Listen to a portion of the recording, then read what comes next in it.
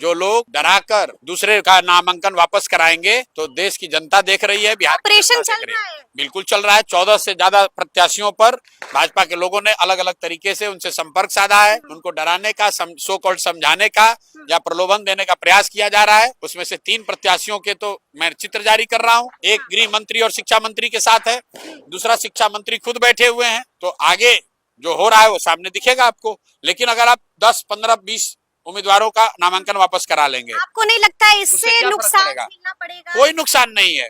बाकी के सीट तो है, बिहार की जनता तो देख रही है। भाई सूरत में एक सीट पर भाजपा ने सारे लोगों का नामांकन वापस करा लिया। निर्विरोध सूरत में भाजपा के एमपी जीत गए। उसका खामियाजा उनको पूरे देश में भुगतना पड़ा, क्योंकि देश की जनता लोकतंत्र चाहती है, भय तंत्र नहीं चाहती है। आप चुनाव लड़िए, आप बड़े दल हैं, आप लोकप्रिय दल हैं, आपने काम किया है, आप हरा दीजिए, उसमें कोई दिक्कत नहीं है।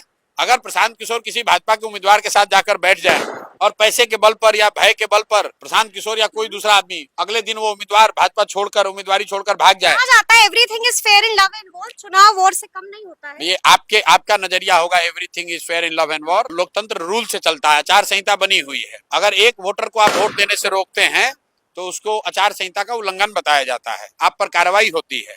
और यहाँ आप उम्मीदवारों के घर बैठकर उसको चुनाव लड़ने से रोक रहे हैं, तो ये आचार संहिता का उल्लंघन है कि नहीं, ये बिहार की जनता को देखना है, चुनाव आयोग को देखना है। स्कूल का बस्ता छाप पर बटन दबाएं, जन सुराज को विजयी बनाएं।